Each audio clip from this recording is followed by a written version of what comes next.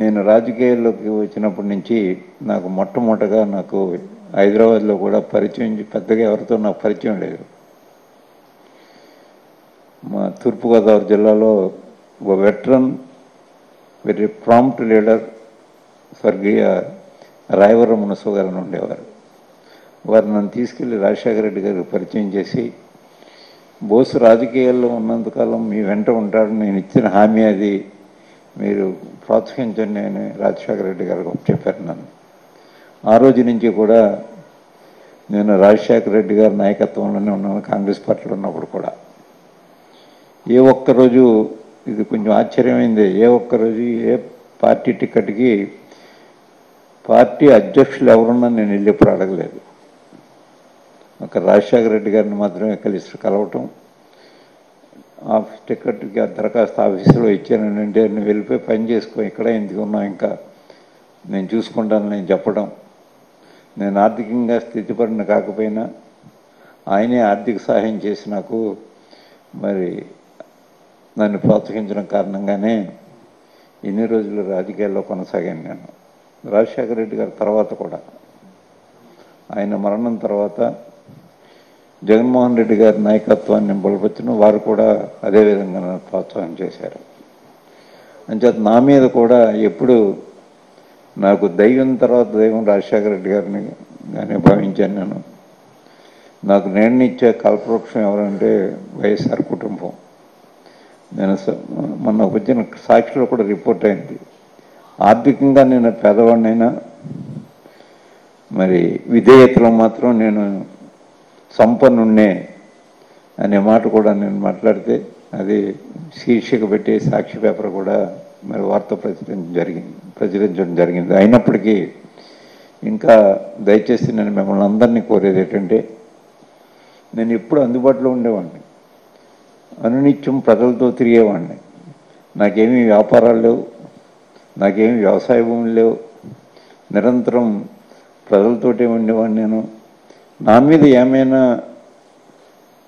అనుమానం ఉన్నప్పుడు నన్ను డైరెక్ట్గా అడగండి, తప్పులేదు. డైరెక్ట్గా అడిగి ఇలా మీ మీద వార్తలు వస్తున్నాయి, పార్టీలోంచి వెళ్ళిపోతారని వాస్తవం అదంతా నేను చెప్తాను, ఇక్కడ దాచుకోవాల్సిన అవసరం లేదు. అంటే ఏ ఒక్క రాజకీయ నాయకుడికి కానీ ఏ ఒక్క రాజకీయ పార్టీ కన్నా తల వంచవలసినటువంటి అవసరం నాకు అందుకంటే లేదు.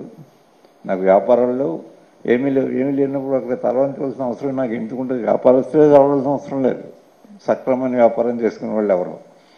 అంచేత ఆ పరిస్థితి ఉండదు. ఇది ఈ విధంగా చేస్తే this is nothing but political assassination of a person, of a political leader.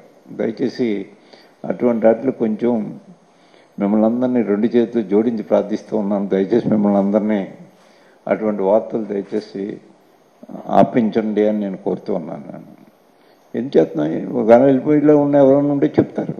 నేను వెళ్ళిపోయే వాళ్ళని కూడా ఒకటే ప్రశ్నిస్తూ ఉన్నాను. నేను ఏ రాజకీయ నాయకులైనా ఎవరిని ఎందుకు తయారు చేసుకున్నారో, ఒక లీడర్ని ఎందుకు తయారు చేసుకుంటారు? అన్ని విధాల నాకు అండగా తోడుగా ఉంటారనే కదా ఒక లీడర్ని తయారు చేసుకుంటాడు ఒక నాయకుడు. అటువంటప్పుడు మేము ఆర్థిక స్థితిపరణం కాదు, పార్టీ లీడర్ యొక్క దయాదాక్షిణ్యాలతో, నిజంగా మాట్లాడుతున్న దయాదాక్షిణ్యాలతో మేము పైకి వచ్చిన వాళ్ళు. ఎందుకు విడిచిపెట్టి వెళ్తాం అంటే, విడిచిపెట్టి వెళ్ళరని అంటలేదు, ఒక నైతికత ఉండాలి దేనికైనా. ఒకవేళ మనం పార్టీ విధానాలు నచ్చలేదు వెళ్ళిపోతాం అనుకున్నప్పుడు మళ్ళీ మన ప్లేస్లో పార్టీని ఇంకొకరిని నిలుపుకునేలా ఉంటే తప్పకుండా వెళ్ళిపో. అతను నేను నా యొక్క ఈ కారణం వల్ల వెళ్ళిపోతుందని చెప్పేసి వెళ్ళిపోవచ్చు, తప్పులేదు దానికి, నేను కాదని అన్నాను. కానీ ఈవేళ మాకు వైఎస్ఆర్ కాంగ్రెస్ పార్టీ అటు శాసన మండలిలో కానీ రాజ్యసభలో కానీ మేము రిజైన్ చేసి బయటికి వెళ్ళిపోతే మా స్థానం భర్తీ చేయలేము, కనీసం పోటీ కూడా చేయడానికి మాకు అక్కడ ఓట్లు లేవు. మరి అటువంటి సమయంలో బయటికి వెళ్ళిపోతే అది పార్టీ అధ్యక్షుడిని లేదా పార్టీని వెన్నుపోటు పొడిచినట్టే. మరొకరు మా స్థానంలో మరొకరిని భర్తీ చేయగలిగిన స్థాయిలో పార్టీ ఉన్నప్పుడు మేము బయటికి వెళ్ళిపోయినా పార్టీకి నష్టం లేదు. మరి మేము పార్టీని నష్టపెట్టడానికి కాదు మమ్మల్ని ఎన్నుకుంటా, మమ్మల్ని ప్రజలు ఓట్లు వేయలేదు, మాకు పార్టీ ఓట్లు వేసింది. మా పార్టీలో గెలిచిన శాసనసభ్యులు ఓట్లు వేశారు, లేదా మా పార్టీలో గెలిచిన పెద్దలు మాకు యొక్క మమ్మల్ని కాపాడారు. అటువంటి పార్టీకి రెస్పాన్సిబిలిటీ మేము, పార్టీకి సమాధానం చెప్పాల్సిన బాధ్యత మా మీద ఉంది. అంటే పరోక్షంగా ప్రజలకు కూడా సమాధానం చెప్పాల్సిన బాధ్యత ఉంది. మా ప్లేసు భర్తీ చేయటం వచ్చినప్పుడు ఆ పార్టీ ఆ భర్తీ చేసుకునే పరిస్థితిలో లేనప్పుడు అది పార్టీని హత్య చేయటం లాంటిదే, పార్టీ అధ్యక్షుడిని వెన్నుపోటు పడవడం లాంటిదే అది. అందుచేత అంత కృతజ్ఞహీనులు మాత్రం కాదు మేము నేను కానీ అయోధ్య రామరెడ్డి గారు కానీ అంత కృతజ్ఞహీనులు మాత్రం కాదు. మాతో ఉన్న వాళ్ళు ఎవరో ఒకరో ఇద్దరు వెళ్ళిపోయి ఉంటే ఇదొక్క విషయం ఆలోచన చేయాలి. ఇప్పుడు ఎవరినైనా నేను కోరేది ఏంటంటే, మీ స్థానం మళ్ళీ భర్తీ చేయడానికి ఈవేళ ఈ పార్టీకి అవకాశం ఉందా చెప్పండి మీరే. అవకాశం లేదు. అవకాశం లేనప్పుడు మన పార్టీని హత్య చేయడానికి ప్రయత్నం చేయకూడదు.